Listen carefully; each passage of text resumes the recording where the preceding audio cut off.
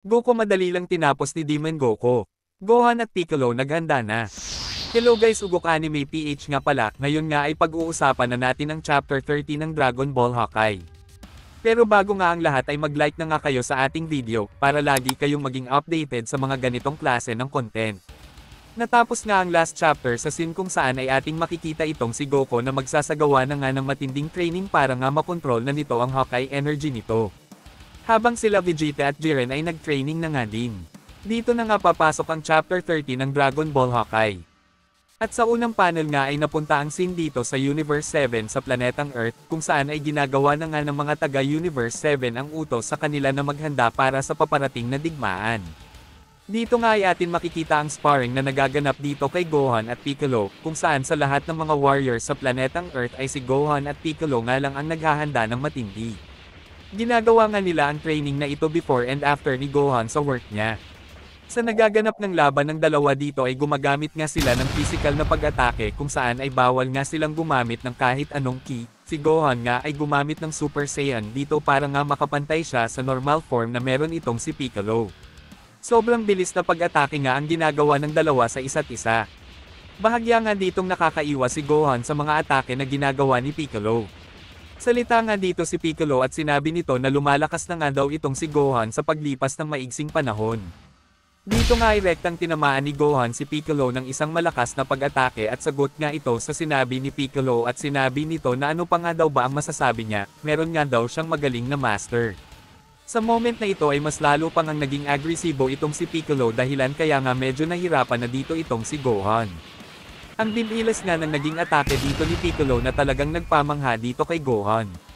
Salita nga dito si Gohan at sinabi nito na mas lalo nga daw lumakas itong si Piccolo mula noong kinalaban nga daw nila itong mga kasamahan ni Moro.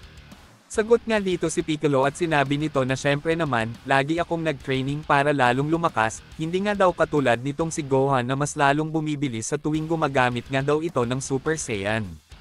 Siya nga daw ay kailangan maging trying hard para mas lalo pang lumakas.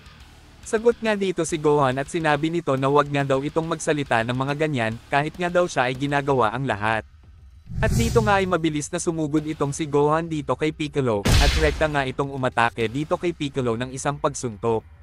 Nagawa nga itong masalag ni Piccolo ngunit sadyang malakas nga lang talaga ang atake nitong si Gohan dahilan kaya nga bahagyang napatalsik dito si Piccolo.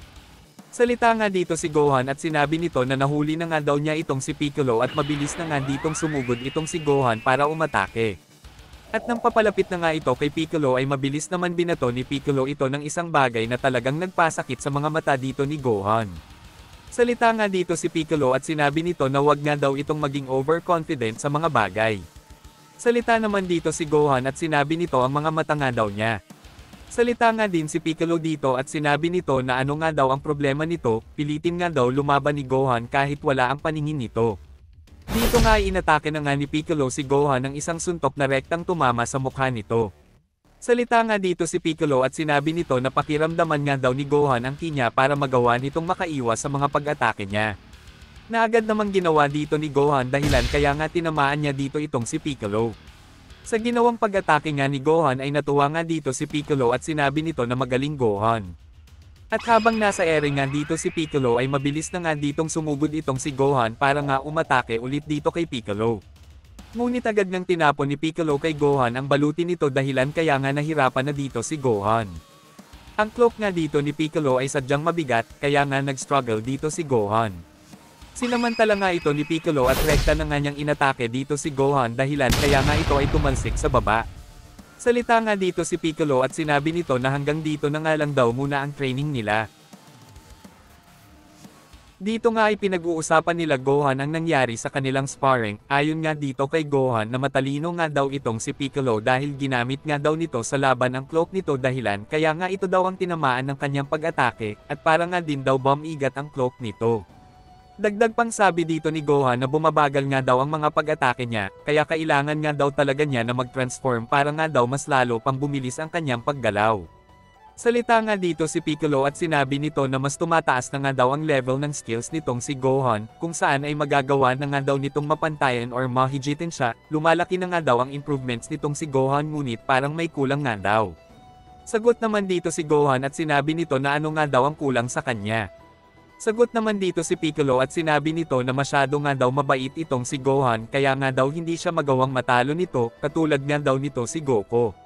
At wala pang ang ilang segundo ay kinausap nga sila ni Dende mula sa telepathy. Salita nga dito si Dende at sinabi nito na kailangan nga daw pumunta ng dalawang ito sa temple dahil nga daw may naghahanap sa kanila. At ito nga ay walang iba kung hindi si Pican. Sa kabilang banda naman ay napunta ang scene dito kay Goku, kung saan ay nagsasagawa na nga ang ating bida ng isang training under dito kay Angel Vados. Si Goku nga dito ay kasalukuyan nagbi-meditation at inaalala nga nito ang mga sinabi sa kanya ni Angel Vados. Sinasabi nga dito ni Angel Vados na talagang delikado nga daw ang training na gagawin nila, wala nga daw siyang alam about sa nakalipas na nakaraan nitong si Goku, pero ang masasabi nga lang daw niya na ito nga daw ang magiging pinakamahirap na training na gagawin ni Goku. Dahil bagay magkamali ka dito ay sariling buhay mo ang mawawala. Dagdag pang sabi dito ni Angel Vados na bagay nga daw sa oras na nakapasok na si Goku sa state ng meditation at makita nito ang energy of destruction, ay kailangan mo itong kaharapin gamit ang sarili mong consciousness. Kung sa mga oras na yon ay sumuko ka ay mawawala ang kapangyarihan mo at malaya nang makukuha ng demon ang katawan mo. Bagay mangyari yon ay impossible na nga ang muling maibalik ang sarili mo sa mga oras na yon. Ikaw Goku ay hihinto sa pag-exist, at magiging vessel ka ng demon na nasa loob mo. Bagay mangyari yon, bilang angel na responsible sa'yo, ay magkakaroon ako ng permission para tapusin ka. Sagot nga dito si Goku at sinabi nito na naiintindihan nga daw niya, pero gagawin pa nga rin daw niya ito. Sa moment na ito ay nag-meditate nga itong si Goku at matagumpay na nga siyang nakapasok sa subconscious niya, dahan-dahan na nga ditong naglakad itong si Goku, habang siya nga ay naglalakad dito ay nakaramdam na nga siya dito ng kakaiba, para nga daw bumibigat ang pakiramdam niya. At dito nga ay biglang may nagsalita at sinabi nito na ano nga daw ang problema nito. Natatakot daw ba ito sa sarili nitong inner? Ito nga guys ang destruction energy. Salita nga dito si Goku at sinabi nito na sino nga daw ito. Sagot nga dito itong si Demon Goku at sinabi nito na hello, sa wakas at nagkita na rin tayo Kakarot. Salita nga dito si Goku at sinabi nito na sino ka ba? Sagot nga dito si Demon Goku at sinabi nito na hayaan mo na ipakilala ko ang sarili ko sa'yo, at wala pang ilang segundo ay rekta nang ang tinamaan si Goku ng isang pag-atake na nagmula dito kay Demon Goku. Talagang malala nga ang naging damage dito ng ating bida. Salita nga ulit dito si Demon Goku at sinabi nito na siya nga daw ang bagong master nitong si Goku. Habang sa kabilang banda naman ay may lumabas ng sobrang lakas na ki na nagmula nga sa katawan ni Goku, at matagumpay na ngang na-take over ni Demon Goku ang katawan ni Goku. Si Vados naman dito ay talagang nakaramdam nga ng pagkabigo dahil nga parang hindi nga nagtagumpay si Goku sa training nito. Dito na nga natapos ang chapter na ito. Bago nga matapos ang video natin ay mag-shoutout na nga muna tayo sa mga solid supporters natin dyan at huwag niyong kalimutang mag-like sa ating video. Maraming salamat guys.